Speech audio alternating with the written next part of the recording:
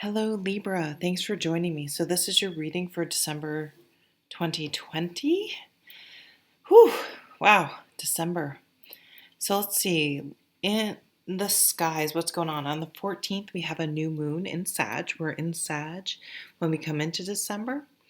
And then I think technically it might be on the 20th this year, but on December 21st, we have the solstice. We're definitely moved from Sagittarius to Capricorn. And interesting, we have a very significant astrological event. We have Jupiter and Saturn. So Jupiter rules Sagittarius, Saturn rules Capricorn, conjunct, so really close in the sign of Aquarius. So this is, I saw this last week.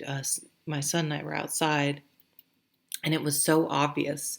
He's like, what is that? I'm like, oh, they must be planets. So I have one of those cool apps that you can just hold your phone up to the sky, and it has the constellations inlaid, so you could very clearly see that it was Jupiter and Saturn close together. So it's really something, whether you're into astrology or not, really something you want to check out if you can. And this is a big deal. It only happens every 20 years, I believe. I was reading up on it. And it usually ushers in the transition of a whole sort of new era, almost like a new generation, a new decade, a new sort of, so reconciling the old and starting something a new way. And in Aquarius is, it's an air sign, so it's thought, it's our mind, but they are the inventors of the zodiac. They are the outside of the box thinkers. And how do we turn a challenge into a way to make something better and new, and rethinking things, and being able to move forward in a different way. So Jupiter's expansive, lucky, let's go, let's do it, of that Sag energy. Let's just make it happen. Yeah, mutable, let's change. And Saturn, Capricorn energy, which is, we have to be cautious. They're the adults. Be careful. Don't speed. Have a plan. Write things down. Take it slow. Don't need to just jump in head first. Let's make sure we know what we're doing here. But then Aquarius is like, okay, all right, I'm looking at you guys. We have opposite energies going on here. How can I make these two come together and work together and make things even? Make something, taking the best of two and making it even better. I got for Sag the Venn diagram. Like, let's focus on, where we come together to make things, to move forward in some areas. So instead of trying to control or change other people to fit us, where are the places we come together? So I was doing a little meditation and I see you very clearly signing something. And so for me, that's alone. Could be writing a lot of checks. If you write checks anymore. I do when I pay my property tax. A contract, a loan, getting a new job. I don't know. I just see you signing stuff. So it could be something legal, something financial. Just think about all the places where you sign things. But then as I got into the channeling, I see you, well, let me read it in the order. Sorry. When I see you needing to get up and move and stretch your legs, but then I also saw that like opening something up, let them see what they can do.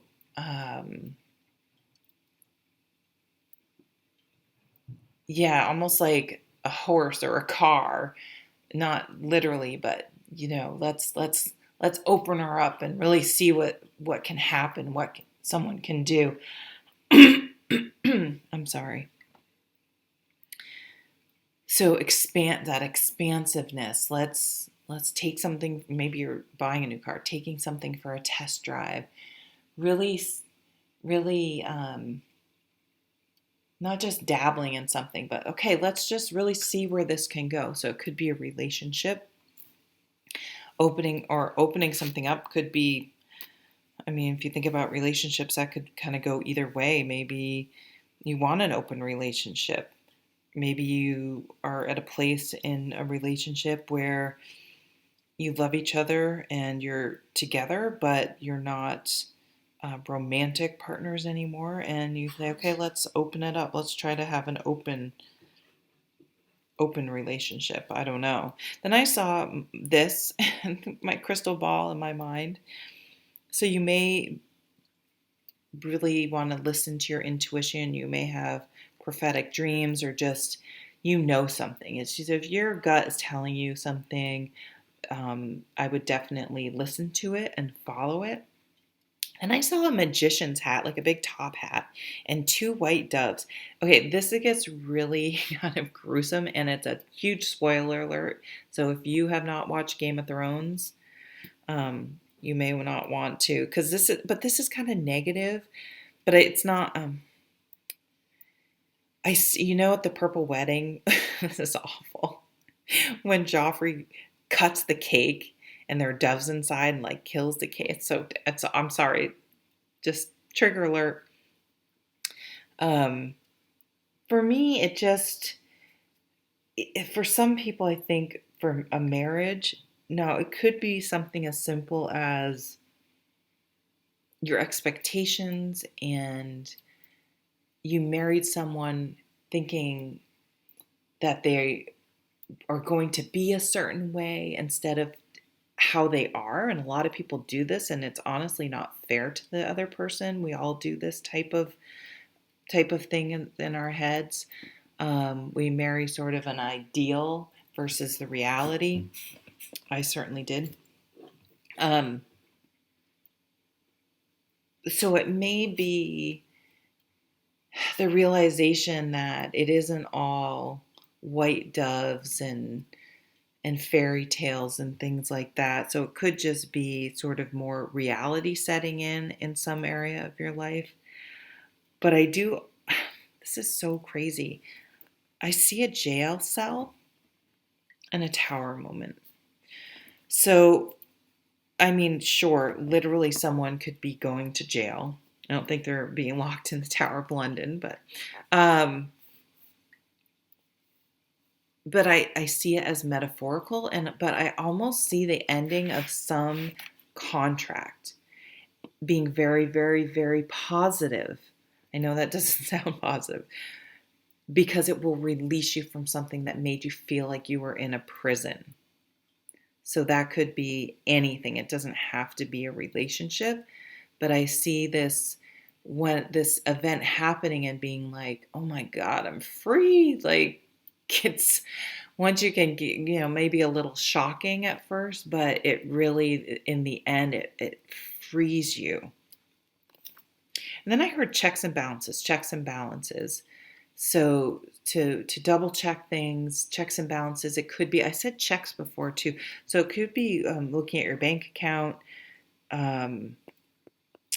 all your banking accounts. So maybe if you have a shared savings account, make sure someone's not siphoning off of that without you knowing it.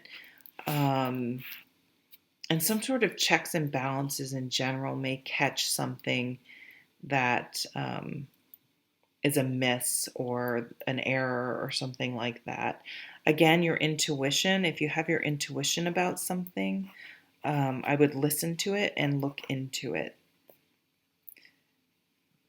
And I know that sounds negative, but I don't see it as being, I feel like you're going to catch something and it's going to be like, whoo, almost like dodged a bullet, or, well, now I know, or, boy, I didn't realize how much that was weighing on me, and now I feel a release and a freedom. All right, let's look at your cards, Libra. 8 of Stones, I love this card.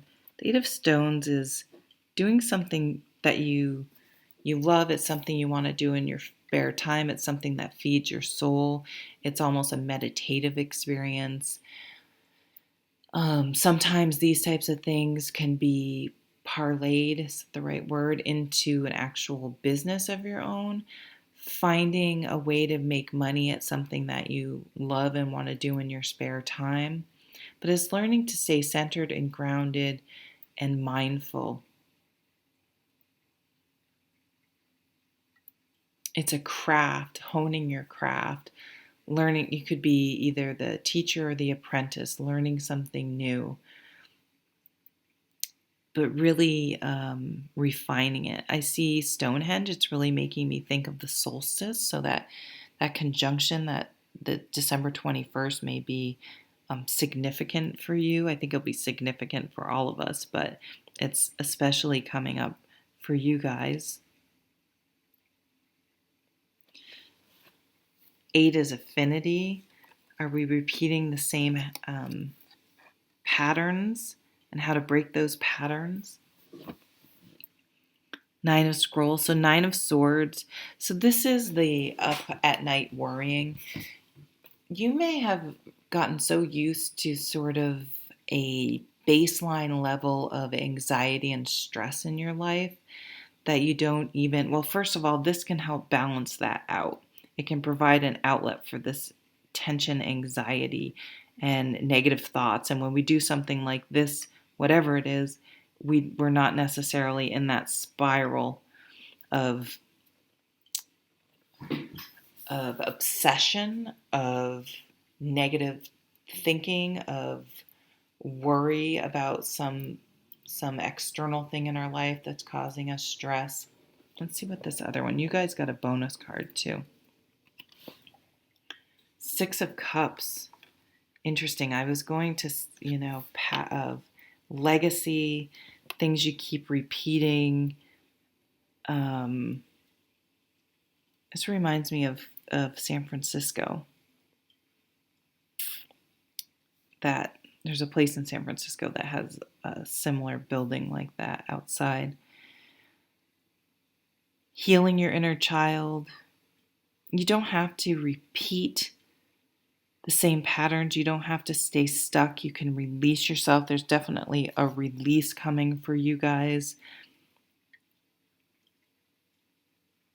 Healing a trauma. You may meet someone from your past that you will reconnect with. Let's see what this other card is. The King of Cups. So this is a water sign potentially, or an emotionally mature person, someone that can express their feelings and deal with their feelings in a productive way, not a toxic way, not a emotionally manipulative way, or they're not ruled by their emotions. They don't try to. Yeah, they're not ruled by their emotions. They're in touch with them, but they don't allow them. They're not reactive because of them. They can acknowledge them and talk about them, but they don't control them. So maybe this person from your past, this can be a counselor. This can be someone in a healing profession or a humanitarian profession that helps people. Their work would help the greater good, if not a particular individual.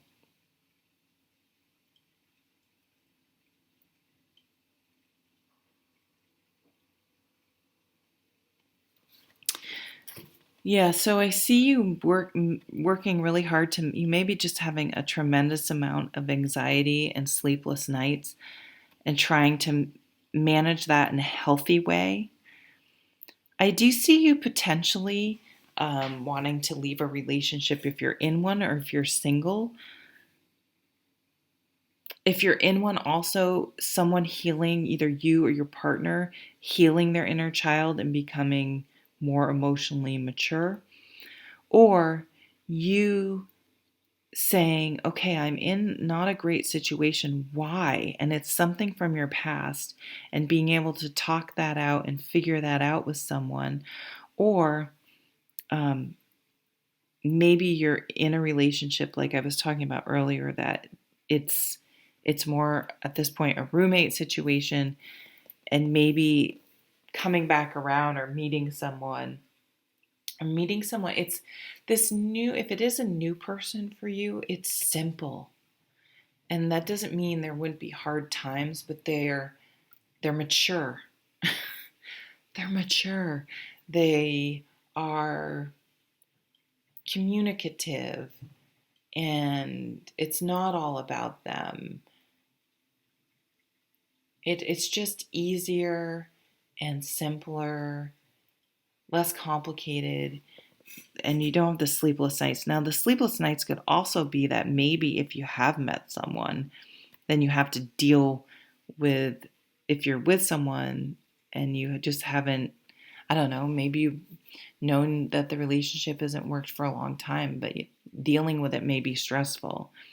Could be, if the person is unstable, it could be really, no, you're going to basically be lighting a match, putting a match on gasoline. So what do you have? 3 of mirrors and the 10 of spirals. Yeah, it's this energy of the 10 of spirals. So it's a 10 of wands. It's just carrying a lot of burden. Lots of times it's not someone else's. And I always see this card as throwing down everything he's carrying and then really looking at it. Okay, well, what are actually my responsibilities, and where am I maybe being codependent or just taking on things because I'm a responsible person that are weighing me down, that I really am not responsible for or don't need to carry.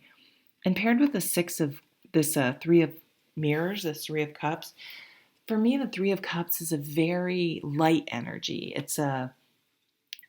Going with that 6 of cups, it's light, it's celebration, it's emotionally supportive, it's fun.